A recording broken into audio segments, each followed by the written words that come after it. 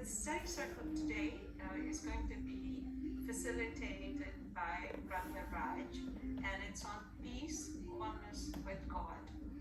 The subject is actually, I know, very dear to Brother Raj, and Brother Raj needs no introduction. He's a member of our center and has been the president of the center for quite a long time. So we're looking forward to hearing him.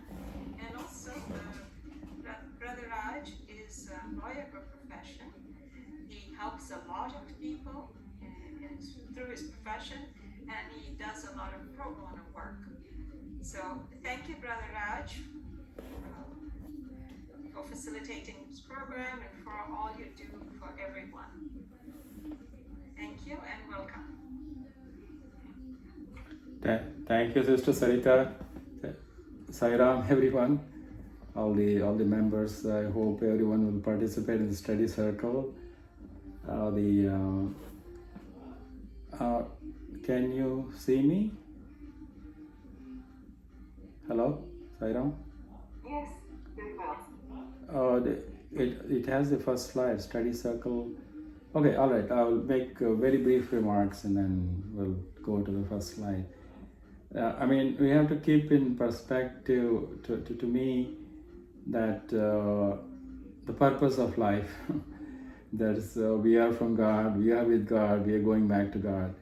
We are from God, the breath is given to us by God, the inhalation tells us who am I, and then the exhalation says, I am God. So, go home, so home. So, we have come from God, we are on this limited earth, on this earth, planet Earth, for a limited time. If we live up to 100 years, it's only 5,000 Sundays. So where time is very short on earth, we have come to experience God's love and share with all of us. So, as long as we live on this earth, we have to live in peace, harmony. And Swami always says, be happy, make others happy. So, and then he also talked about the Advaita concept that you and I are one. So, the title of the talk is Peace is Oneness with God. So, I would like to ask the members to make a comment on that. Do you agree with this statement? Peace is oneness with God. Please share your thoughts. Anyone?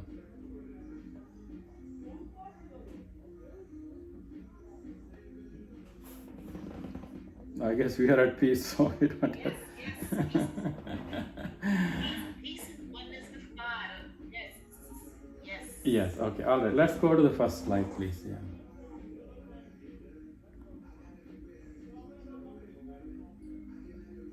Yeah, can someone kindly read what's on the first slide, please? Okay, I'll volunteer. All right, thank you, Sister Lizette. Okay, oneness with peace, oneness with God. Peace for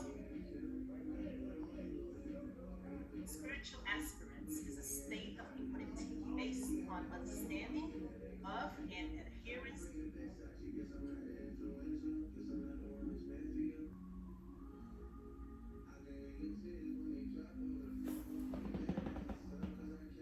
Stand divine basis and recognition of divinity in all creatures and all objects grants us courage and confidence.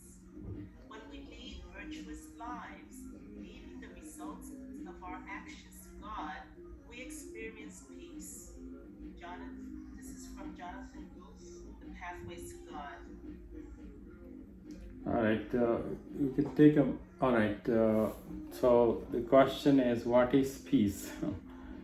So I would like to hear comments from participants, please.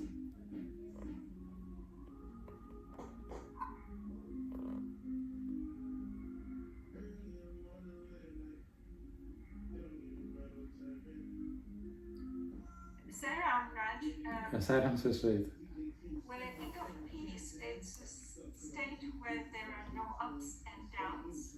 There is a harmony. We're at the same level. We're not, we're not getting affected kind of surrendered to God, and that brings peace within. So peace and equanimity is, it's one way, and then thank you for that comment. Anyone else, please?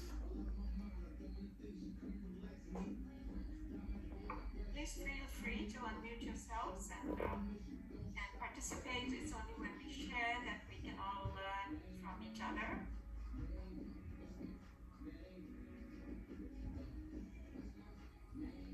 In the quote, it's also said about equanimity and adherence to dharma. Okay, Sister Veena is saying, as Swami says, we say, I want peace, and he said, remove the I, and let's see the chat. Sorry, I went down.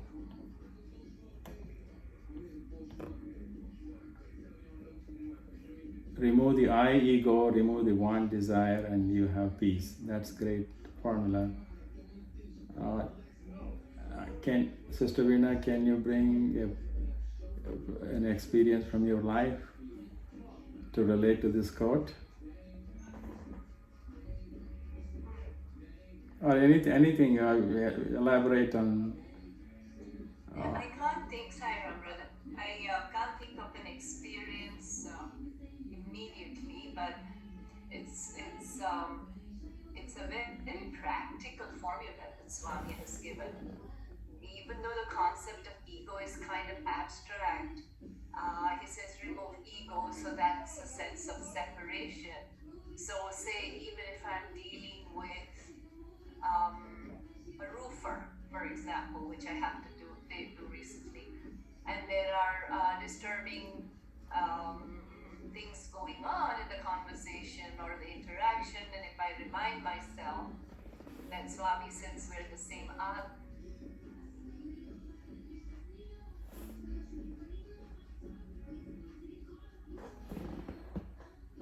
my mind, even though external, then I do a check inside and say, do I have any desire from this situation or this person?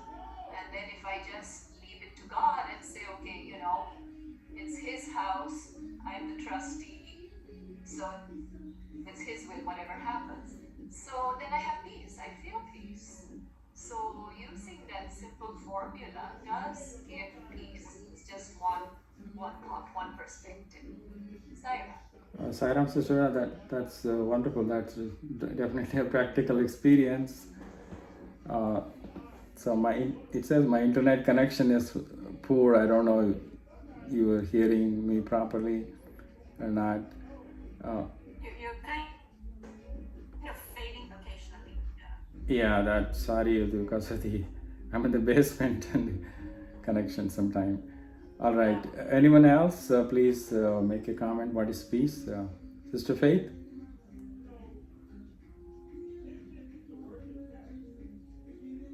Sister Ajoda? Brother Ajoda? Oh, Sairam, I'm also having a little bit of an internet problem. But when I think of peace, I think of all the 5 values that Swami says are innate within every one of us. And we get distracted from them. And Swami says, inside peace, outside pieces. So when we're focused on the world, when we're focused outside, we experience pieces and that feeling of likes and dislikes and preferences. But when we return to the inner focus, then we come back to that peace that is our real nature. That's basically my thought. Thank you. Yeah, thank you. That's wonderful. That's right. The human values are with us. Satya, Dharma, Shanti, Prema, Ahimsa. I think that's what Jonathan talks about, adherence to the Dharma. So I think when we are really practicing the 5 noble human values, then we are at peace. There is no conflict. Then we accept everything. Equanimity is there. Everything comes along. Anyone else? Brother Ajoda?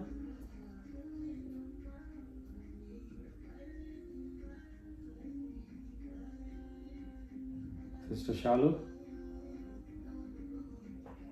Sister Rajni? Chia? Brother Anjan?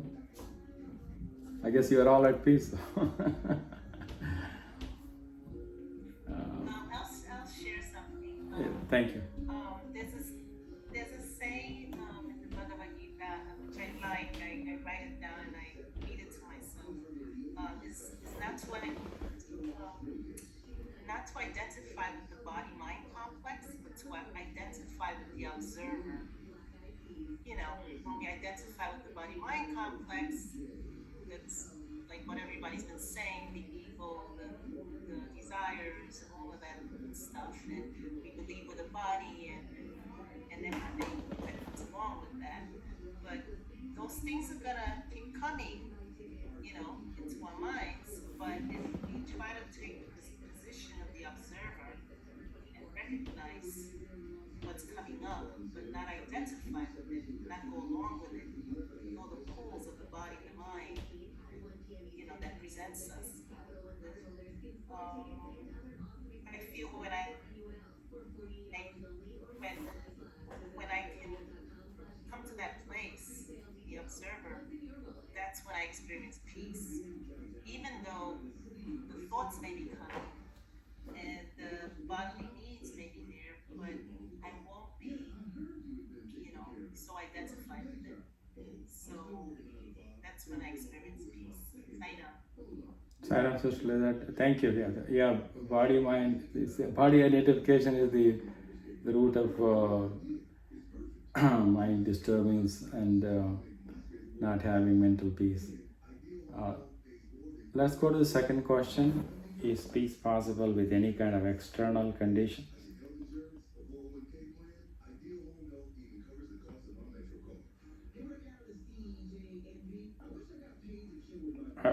I would think of example of like satsang, meditation, listening, chanting, prayers, bhajans. I'm sure there are other examples. Please share your thoughts.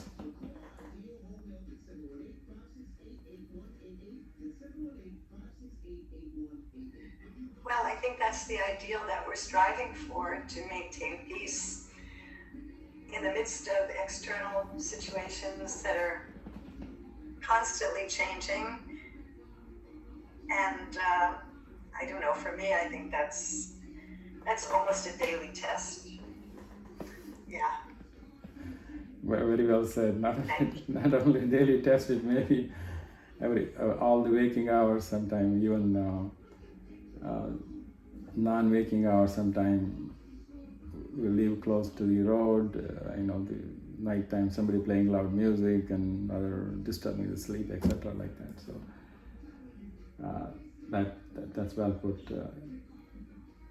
All right. Any other thoughts on these two questions before we go to the next slide? Okay, we can go to the next slide. We can read Swami's quote. And then...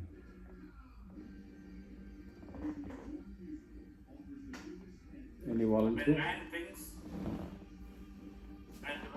Yeah, please. Thank you. man thinks, speaks, and acts along virtuous lines, his conscience will be clear, and he will have inner peace.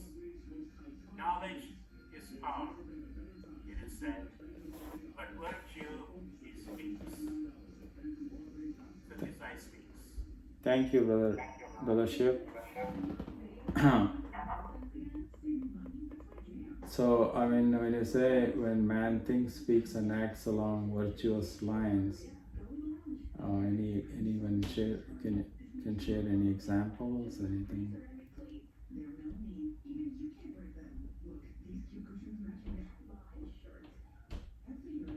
One of the quotes I remember all the time is pure heart is all the sadhana we need.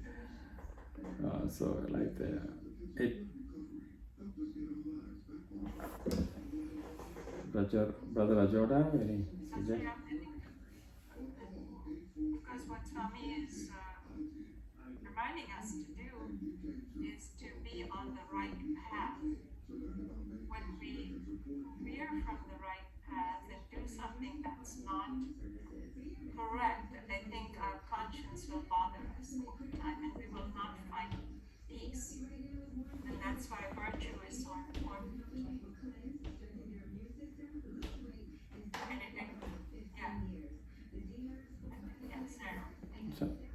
So, very well said, right? I mean, when time to sleep, when something is bothering us, something didn't go right, then our conscience is telling us, say sorry or make peace and reflect on maybe next time not to repeat that process. All right, let's go to the next slide, please. Okay, somebody please read. Saidam, I can read. Thank you. To experience peace, we must master our unreasonable expectations. Agitations usually results from unfulfilled desires, not from external conditions. The mind creates wrong desire when it loses control over the senses. Virtue requires us to hold the senses in check. If we live virtuously, we grow into unbounded joy. Jonathan Roof, Pathways to God, page 181. Thank you, sister. Thank you. Any thoughts or reflection on this? I just have a question. Is this Jonathan Roof's quote or is this Swami's quote? This one says refers to Jonathan. It is Jonathan Roof. Okay. It's from, and then he goes on to say what Swami says in relationship to this. Oh, okay, I see. Thank you. Yeah, he has read all of Swami's literature when he wrote the book Pathways to God. So, that very well expressed in this thought process. So, my question is also how, with the senses, I think, with all the worldly interaction and sensual activity, our desires are generated. So, Swami says, see no evil, do no evil, hear no evil. Living in a current world of internet, and so much information, it's impossible to block it off. I don't know how you all manage the information overflow on us, which causes sometimes unreasonable desires, unreasonable expectations, and then creates a problem. Any thoughts, reflection on this? Saidam, I'd like to add just one thing. There's one line that really stuck out to me, which is the second sentence. Agitations usually results from unfulfilled desires, not from external conditions. Which I think is, a unique understanding of how irritation or frustration can work in general, or just a lack of peace. I think it's easy for us to look out into the world and say, it's the happenings of the world acting upon me, causing me to feel this way. But here, it's actually that the agitation, the lack of peace, comes from within, and it has to do with desires. So if I have the expectation or desire to get to work on time, and the train is running late, then agitation takes place. It's not the train's fault necessarily. It's the fact that I had the expectation to begin with to be at work on time. And so it's interesting. I think it's reprogramming to understand how lack of peace works and how it's not contingent on any external environmental factors at all. In reality, it's me projecting my desires onto the world, and when they're not met, that's when the lack of peace comes. Beautifully said. Yeah, we don't blame the MTA. Right, it happens, and we have to. Right, that. Also, I think relating to the previous quote of equanimity, and then it's easy said than done. That too in human relationship with family or friends interaction. I think that's where I have trouble with the expectation, unreasonable expectation. I don't know about you. Any comments on is unreasonable expectation is same as Questions on the next slide. oh, okay, all right, that's fine. Okay, let's go to the next slide. A couple of questions. Okay, yeah. Does peace come from within or from without? So far, it looks like the comments are saying peace come from within. Anyone also say come from without?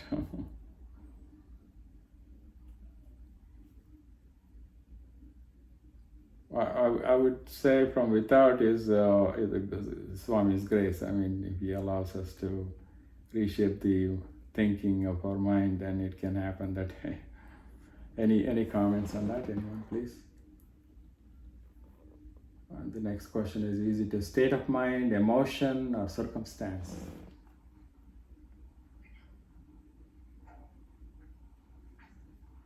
Any comments on any? The last question also, is peace natural to human beings?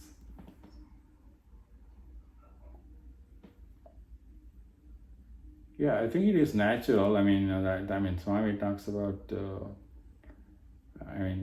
All the scriptures. Everyone talks about Sat, Chit, Ananda, the truth. We are the soul, not the body, and then that awareness, Sat, Chit, and then bliss. So that thought is there, and Swami talks. I think in the Swami's abbreviation itself, Sai, S-A-I, Sat awareness, and then the bliss part. And I'm not remember the exact. I think somebody has coined the correct quote. Any comments in any of these questions? Couldn't hear what you said, brother. Sorry. Sorry. Couldn't hear what you said. Please. Oh, okay. I'm no, sorry about the internet problem. It's I was saying peace comes from within.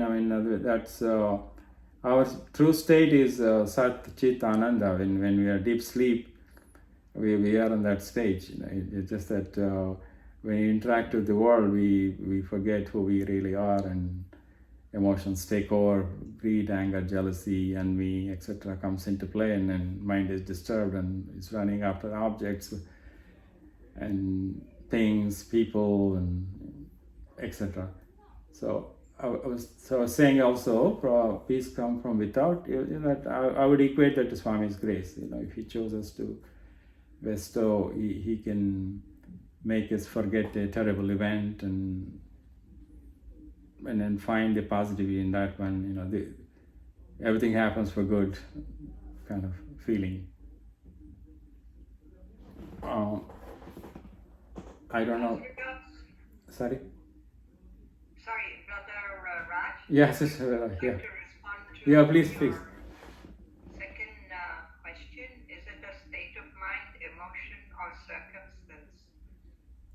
Essentially, it's a state of mind, but it's also an emotion, and the circumstances in which we are also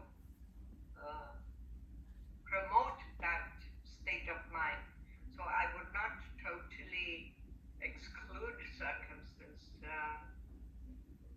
So I think all of these have intertwined connections. Yeah, I fully agree. I think it's like I'm in this satsang today on Zoom.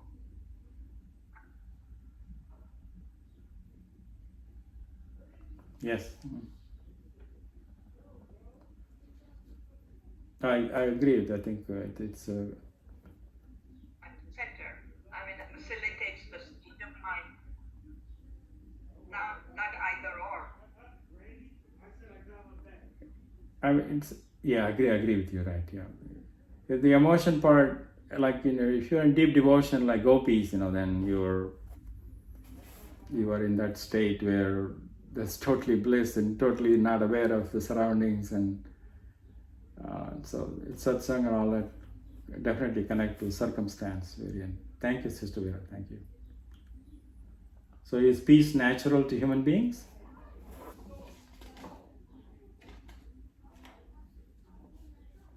It is, but it has to be cultivated, to be nurtured. It has to be supported because essentially we have here.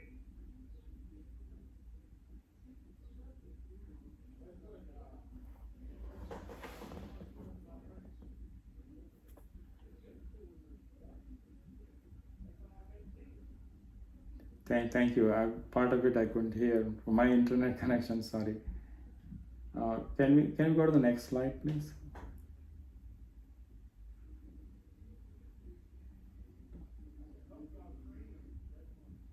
Brother.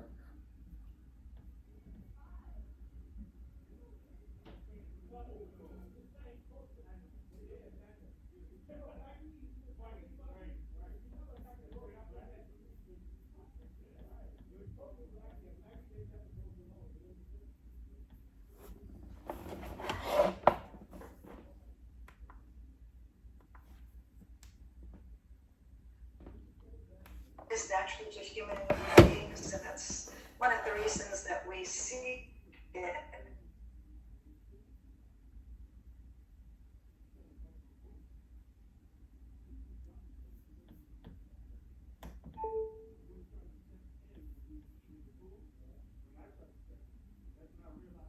I'm very sorry. I was briefly off of internet. I think it was showing. I missed some conversation there. I'm very sorry about that. Yeah. I know. Sister Faith was saying something I couldn't fully hear. Sorry. Listen again, Brother Raj. Brother Raj, do you want to try joining from your phone? You want to try joining from your phone? Oh, okay, I'll do that.